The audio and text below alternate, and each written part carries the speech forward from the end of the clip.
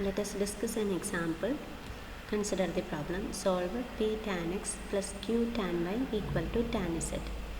We can observe that the coefficient of small p is the capital P, that is capital P equal to tan x, and coefficient of small q is capital Q, that is capital Q equal to tan y, and the function on the right is capital R. Here capital R is equal to tan z. Now we can write the subsidiary equations as dx by capital P, that is dx by tan x, equal to dy by capital Q, that is dy by tan y, equal to dz by capital R, that is dz by tan z.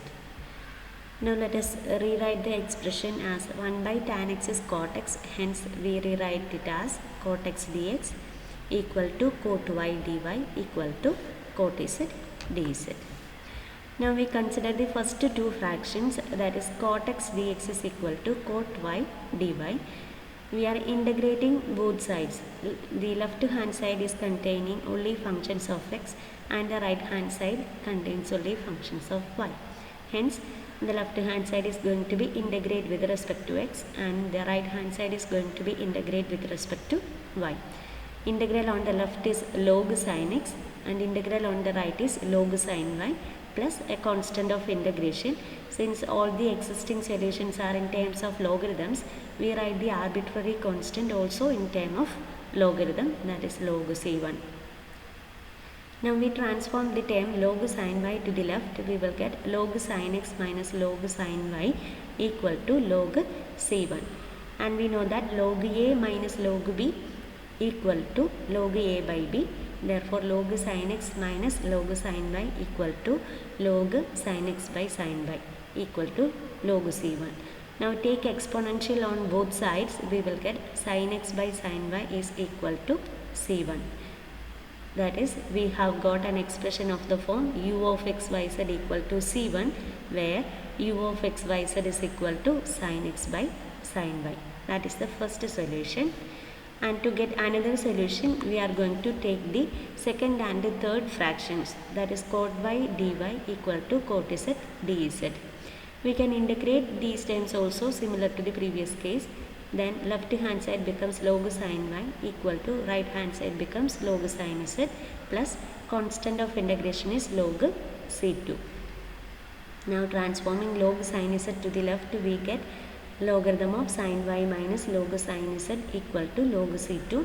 Since log a minus log b is log a by b, left hand side becomes log sin y by sin z equal to log c2. And taking exponential on both sides, we get sin y by sin z is equal to c2. This is again in the form v of x y z equal to c2, where v of x y z equal to sin y by sin z. Now we have got two functions u and v such that u of x y z equal to c1 and v of x y z equal to c2 are the solutions of the given partial differential equation. Then the complete solution of the given partial differential equation can be written in the form phi of uv equal to 0. That is, phi of u is sin x by sin y and v is sin y by sin z is equal to 0, which is the required solution. Let us discuss another example, that is solve y square z by x p plus xyz q equal to y square. For convenience, first we multiply the equation throughout by x, then it will reduce to y square z p plus x square z q equal to y square x. Now we write the subsidiary equations as dx by p, that is y square z, equal to dy by capital Q, that is x square z, equal to dz by capital R, that is y square x. Now we take the first two fractions, then we get dx divided by y square z equal to dy divided by x square z. We multiply throughout by z, so that we get dx by y square is equal to dy by x square.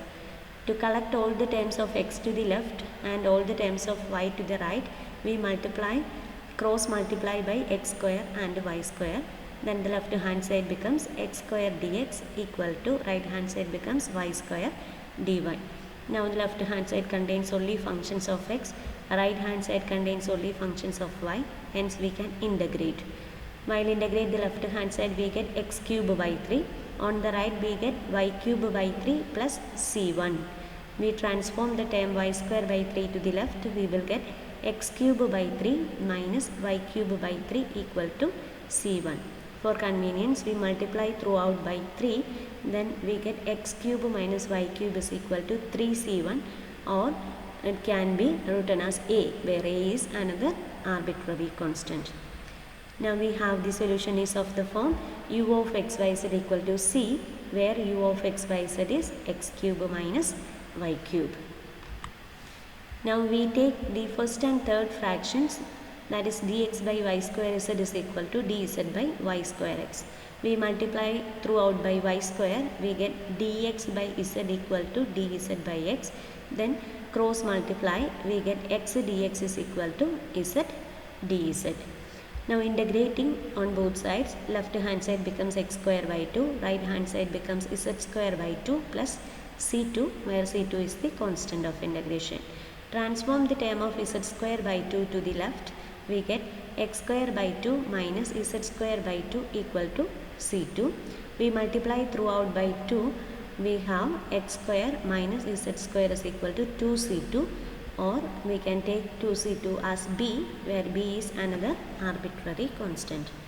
Now we have the expression is of the form v of xyz equal to c2, or v of xyz equal to an arbitrary constant, where v of xyz is x square minus z square. Hence, the complete solution is given by phi of uv equal to 0, that is phi of x cube minus y cube, comma x square minus z square equal to 0.